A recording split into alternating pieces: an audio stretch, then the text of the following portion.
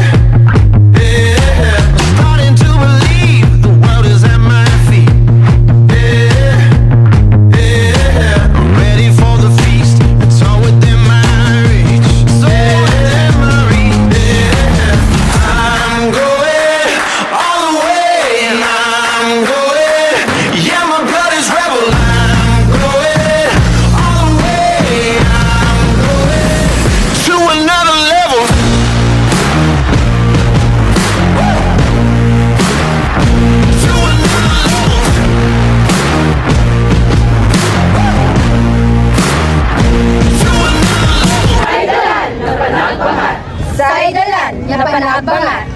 Sa Dalan na Panagbangat. Sa Dalan na Panagbangat. Para namin sa Panagbangat, yan sa estudyante, naibangat.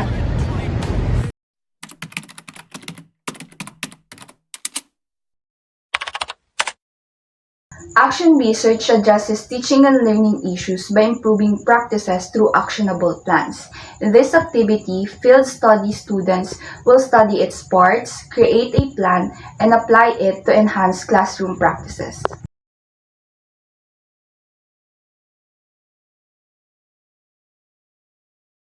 Community-based action research empower communities to address local issues collaboratively, ensuring relevant and sustainable solutions.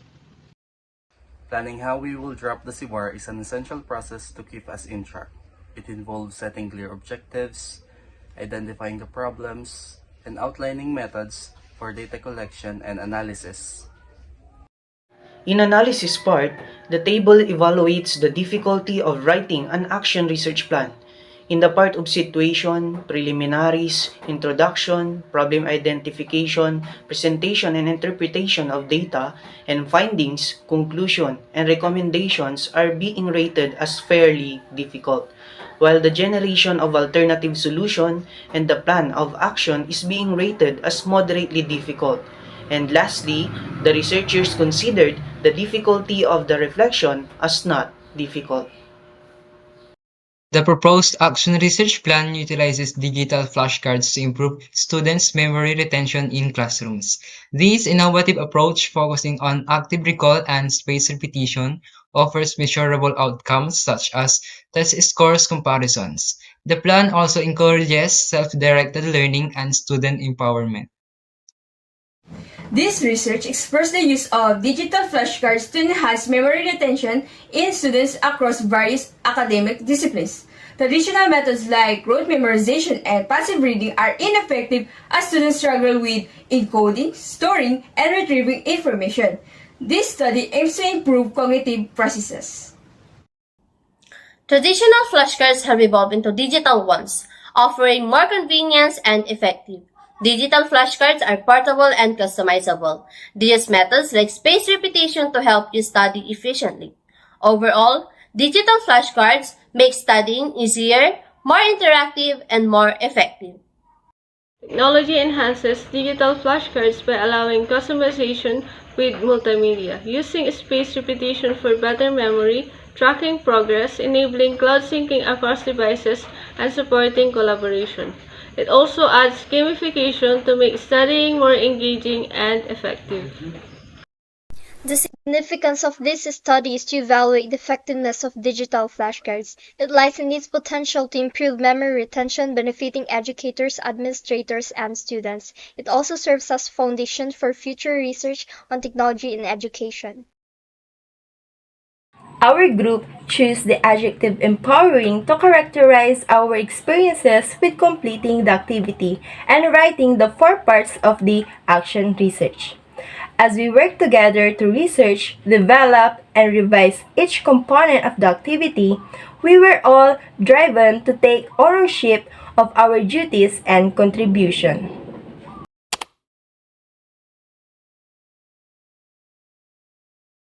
This learning activity aims to create a safe, inclusive classroom through effective routines, clear rules, active communication, and strategic organization.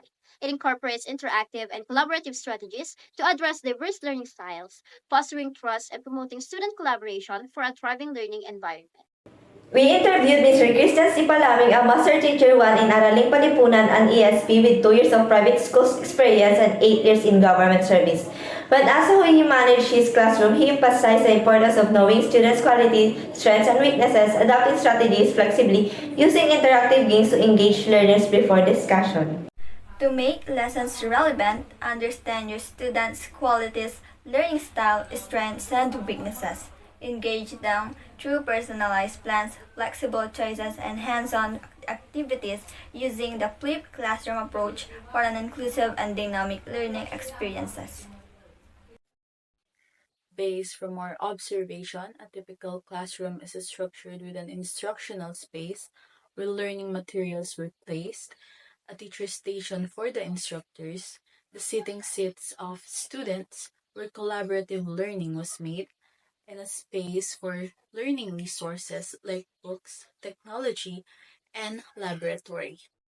Establishing clear routines like attendance, monitoring, and material reminders helps promote essential learning by setting expectations and providing timely feedback. A safe and supportive learning environment increases students' motivation, confidence, and independence, leading to better academic performance. A strong educator-student relationships enhance trust and communication, improving the learning experiences.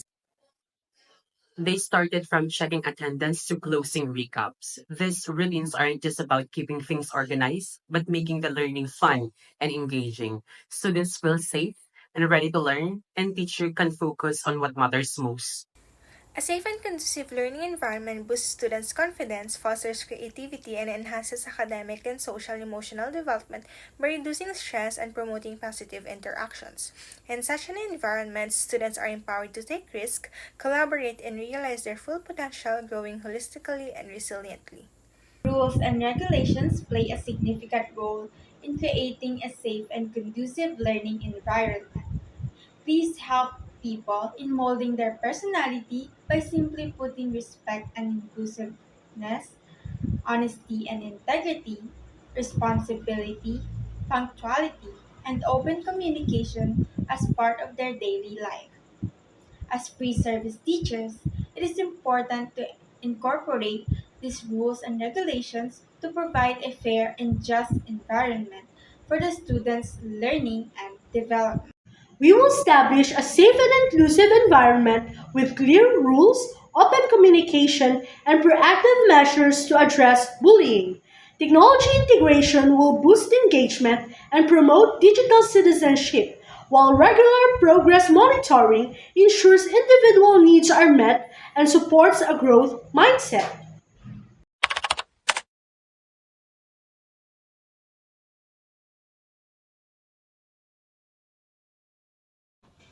At the end of this activity, the FS students must be able to explain the components of learning management plan and its importance, identify the best practices in creating an effective learning management plan, and promote behavioral, social, and academic success in structured environment that caters to tolerance, exemplary behavior, and learning.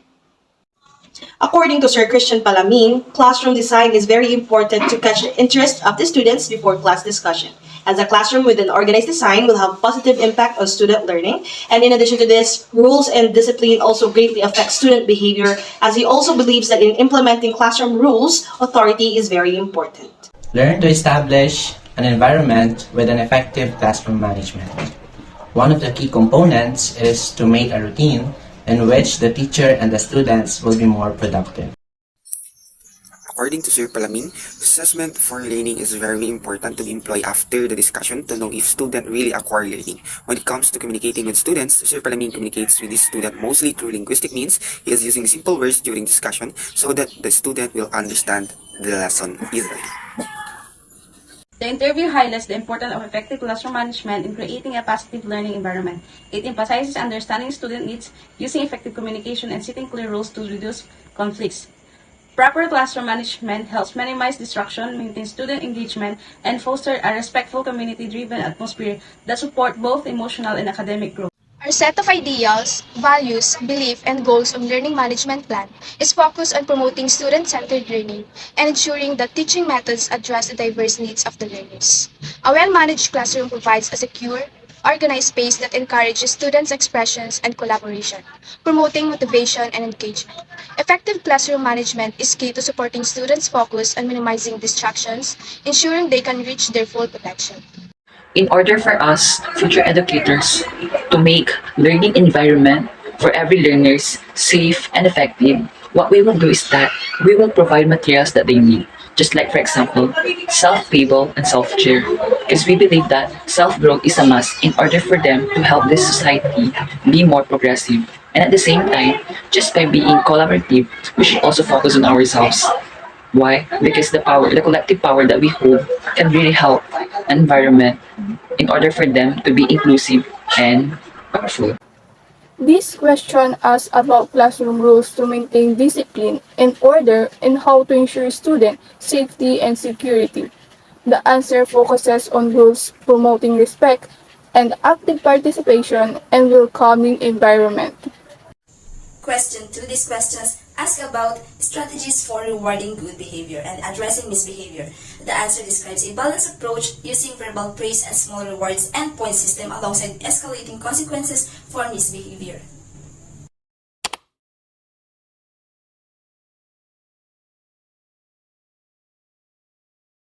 Worksheet 4, Learning Overview.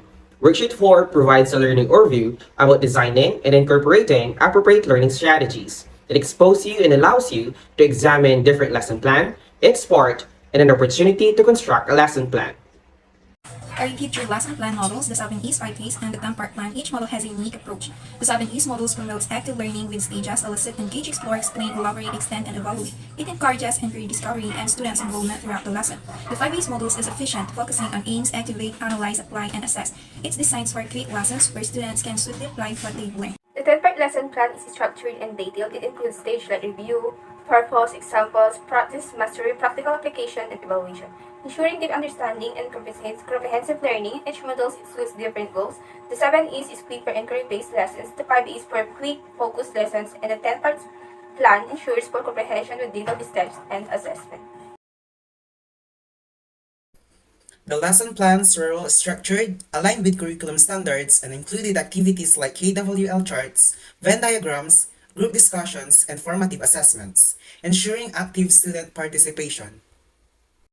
The easiest parts of a lesson plan to create are objectives and generalizations, as they are straightforward and tied to standards. Assessments are also simpler, focusing on evaluating understanding. However, application and instructional procedures are more challenging, requiring creativity, real-life connections, and accommodating diverse needs.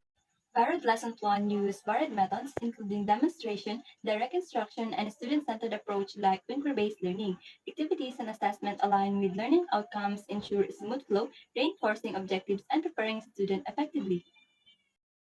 When creating a lesson plan, I begin by considering the needs and abilities of my students. I reflect on what they already know and how to build on that knowledge in an engaging and meaningful way.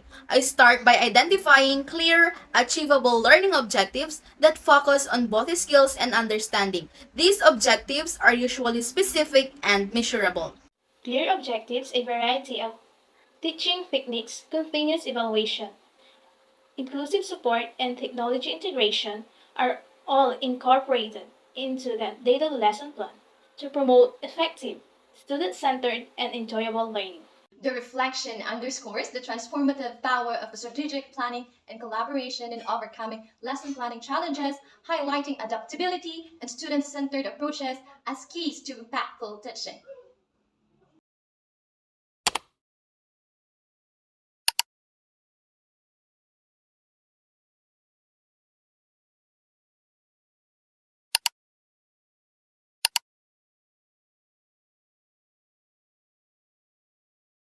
Activity 5 focuses on the delivering lessons and the selection and utilization of various teaching aids that enable the learner to gain competence in determining and preparing instructional materials that are appropriate to the learning content. These teaching aids may come in various forms such as non-digital and digital teaching aids.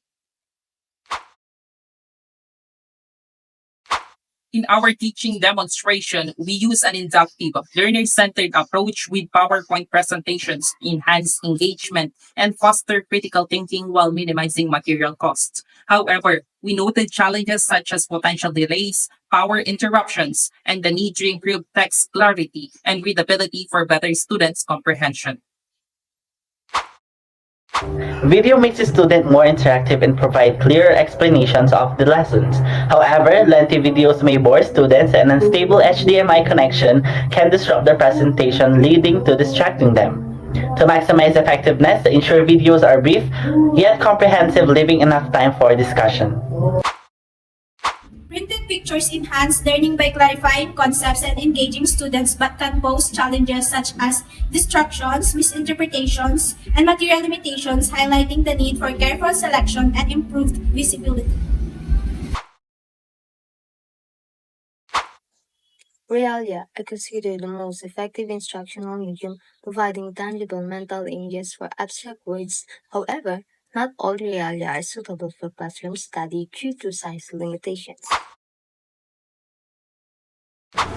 Our use of both digital and non-digital teaching resources work incredibly well to keep students interested and improve their educational experience. These resources stimulated attention, help communicate important information, and simplify difficult ideas.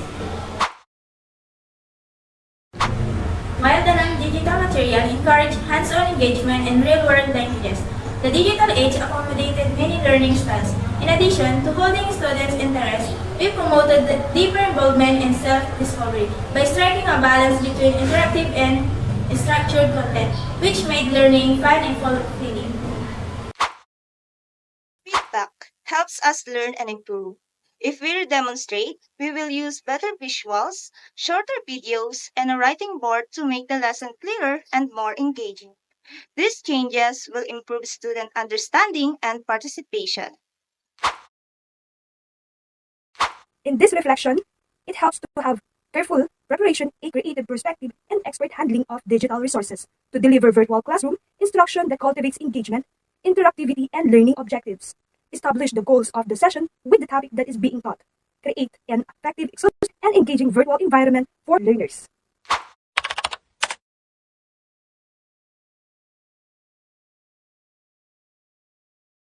Grading system, electronic class record templates, and DepEd forms. Learners will understand the grading components, written works, performance tasks, quarterly assessment, practice grade computation using electronic class records, and complete DepEd forms, gaining hands-on skills in evaluation and documentation aligned with their specialization.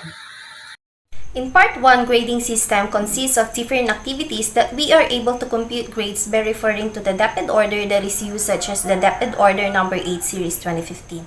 In DepEd, all grades are based on the weighted raw scores that are classified into three components, namely written works, performance tasks, and quarterly assessment. Here are the school forms.